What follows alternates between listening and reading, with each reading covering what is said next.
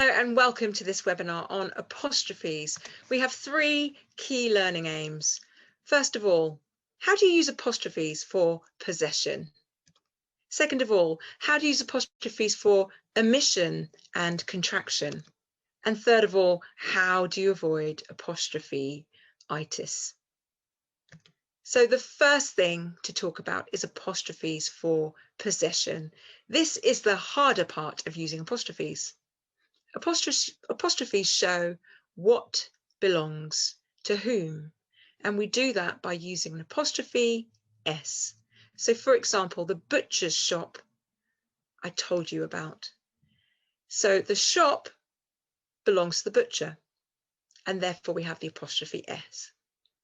Mrs. Taylor's children want to come with us. The children are Mrs. Taylor's, so we have an apostrophe S for Mrs. Taylor. Michael's house is close by. The house is Michael's, so we have an apostrophe S. And the neighbour's cat is up the tree again. The cat belongs to the neighbour, and therefore we have an apostrophe S. However, when we have something that belongs to more than one person, or a plural, the apostrophe comes after the S. So for example, the boy's ball. That ball belongs just to one boy, so we have apostrophe S, but it's the boy's ball belonging to all of them, both of them, maybe they're twins. The apostrophe comes after the S to show that it's more than one person that it belongs to. The cat's dish, that's the dish for the cat, but the cat's dish is for many cats.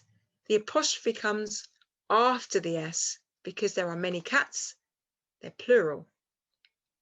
And the dog's dinner, that poor cat looks like it is going to be the dog's dinner. It's more than one dog, so the apostrophe comes after the S. However, to confuse matters even more, some things that are more than one don't have an S on. So remember, some plurals do not have an S. So for example, women is plural, more than one woman. So we would say the women's toilet, apostrophe S, even though it's plural. Men is plural, it doesn't have an S. So we would say the men's cloakroom, even though it's plural. And children, it's plural, they're more than one child, but it doesn't have an S. So the playground for the children would be the children's playground. You also need to note that possessive pronouns don't need an apostrophe because they're already showing whose it is. Hers, that umbrella is hers. Ours, this food is ours. His, that chair is his. Theirs, that pencil case is theirs. Its, that bone is its bone. So those possessive pronouns do not need an apostrophe. Okay, here are a few more examples just to clarify who needs an apostrophe and what needs an apostrophe. So number one, Mr. Jones's hat looks oddly familiar. Jones already has an S, so we put the apostrophe after. James's hockey team were top of the league. James already has an S, we put the apostrophe after. The girls' coats were filthy. There are lots of girls, we put the apostrophe after. The band song was a hit. Although it's a plural, band doesn't end with an S, so it's apostrophe S. And then perhaps the most controversial one, the princess's crown had disappeared.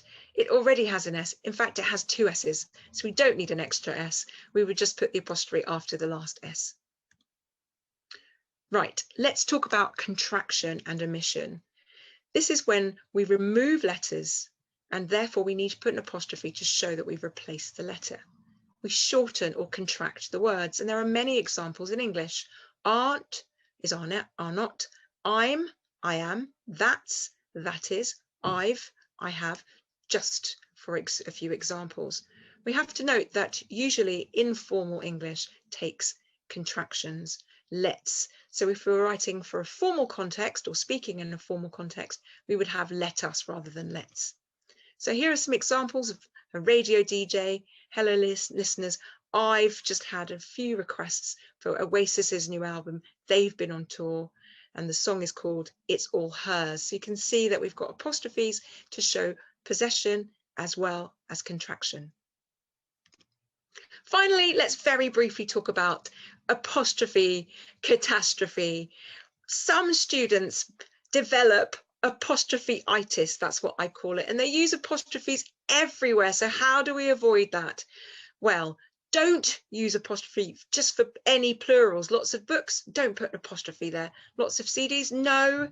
Don't use an apostrophe for a verb. He takes things. So we don't need apostrophe for tomatoes. There are lots of them. Potatoes, if there are lots of them, definitely not for apostrophes. And verbs like love, Scotty loves Heather. We don't need that. Let's not have apostrophe catastrophe. Let's avoid apostrophe-itis. So let's recap. How do we use apostrophe for possession? Apostrophe S, unless it already has an S to show that it belongs to something. Something belongs to someone. How do you use apostrophes for omission? We have to replace the apostrophe with the missing words. I've, I'm, I'd.